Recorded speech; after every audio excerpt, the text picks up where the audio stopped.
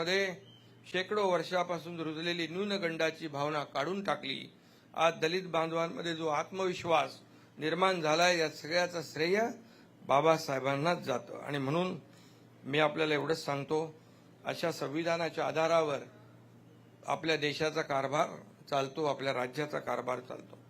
बाबासाहेबांनी दिलेलं जे संविधान आहे त्यावर आपला देशाचा कारभार, राज्याचा कारभार चालतो असं पुन्हा एकदा मी सांगतो।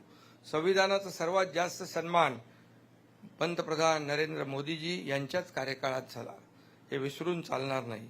आणि म्हणून इथे आपण इंदू मिल परिसरात भारतरत्न डॉक्टर बाबासाहेब आंबेडकर यांच्या आंतरराष्ट्रीय दर्जाचं जगाला हेवा वाटावा असं भव्य स्मारक आपण उभं करतोय।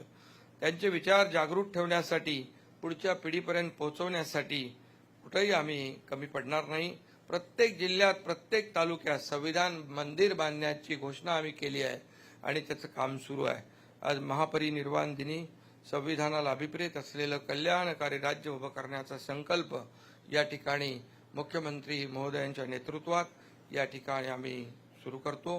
पुन्हा एकदा डॉक्टर बाबासाहेब आंबेडकर यांच्या पवित्र स्मृतीला विनम्र अभिवादन करतो आणि भीमसैनिकांच्या महासागरासमोर नतमस्तक होतो।